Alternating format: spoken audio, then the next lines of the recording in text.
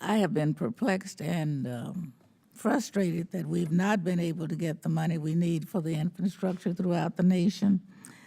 And I've heard conversation about public-private partnerships. Now, I'm from a city in Dallas that we have a lot of public and private partnerships, but not for highways and water systems and all of the other public uses. And yet I keep hearing about some type of private investment. What is the likelihood? We've been talking about this, but I haven't seen anything structurally done in legislation. What do you feel is the likelihood that we will have private dollars going into the infrastructure, crumbling the infrastructure throughout this nation, or crumbling water systems for drinking water? All of you. Sure. I'll start with that. Thank you very much, Madam Representative. P3s, let's be clear what they do and what they don't do, and how you should and shouldn't do them. At their best, they do leverage dollars that come in, accelerate, and can sometimes cheapen the costs of infrastructure, but usually in transportation. You asked about water, and I think America's cities are very clear that there is very little capital for water projects from the P3s, so let's not expect that to step up. Second, I say with P3s, there's D4, don't do dumb deals. And we've seen a lot of them. We've seen folks who have, in Chicago, leveraged their future parking meters, and they have to raise parking rates, and people taking baseball bats to those parking meters because they have to meet Wall Street's expectations for a deal that the last administration did before a new mayor came in. We've seen toll roads that are highly unpopular. But where we put things forward, we have the director of our LA Metro system, a man named Phil Washington, who used to run Denver's program. That train that now takes folks from downtown Denver to the airport was a P3, one of the first successful ones in the country that lessened by about 25% the amount of time and reduced the cost in about half of that system getting built. As we look at 15 rapid transit lines getting ready for the 2028 Olympics coming to Los Angeles, we're seeing a lot of interest and a lot of people willing to put capital while we retain the ownership of what that asset will be. When it comes to water, though, this is something that the government's going to have to step up and do, because there simply isn't the marketplace to make water clean in America's cities, to do stormwater, et cetera. So P3s are primarily in transportation and not in the water space. Thank you.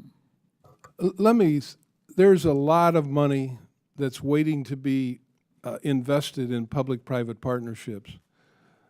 The classic public-private partnership that has been very successful here in Washington, D.C. is the finishing of the metro system, the Silver Line, which will deliver people from downtown Washington along a corridor into Northern Virginia to Dulles Airport. It's a classic public-private partnership. While I was at DOT, we put some money in, but there's a lot of private investment in that, and it's very successful.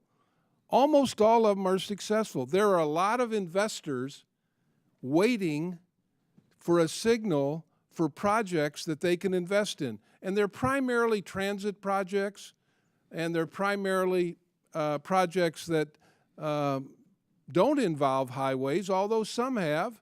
The mayor mentioned some toll roads. Some have worked and some haven't. But the truth is there's a lot of money waiting to be invested. What the investors want is a signal from Congress that you're serious about infrastructure, that you're going to put your share in, that there's going to be a big, bold plan that they can then begin to invest in. The tunnels between New York and New Jersey, that can turn out to be a fabulous model for public-private partnership. But it's got to have the investment of the national government. This is a national project. It's not just for New York and New Jersey. And, you know, the truth is there's a lot of money, and the investors are waiting for Congress. I would echo the sentiments that were said, and I especially appreciate the mayor's talking about the state revolving fund on these water infrastructure. This is a huge bill that's coming due. The states need to be there. Again, our state prides itself on a very high credit rating, fiscal stability. Investors, as the Secretary said, are waiting for that. But I can't tell you again, this is my shameless plug to all of you. let's don't get into a shutdown situation because the crisis gets so tight on the states, and I'm going to make the case on this, especially in infrastructure. In our indigenous, we have about 11 sovereign nations of indigenous people in our state. That pain was really real, and it went right. They were laying off people on infrastructure projects right and left. So there's possibilities here, but it's that no one's going to invest unless they see the stability. But I think water is the future for us, certainly as some of these P3s. Thank you very much. Expired.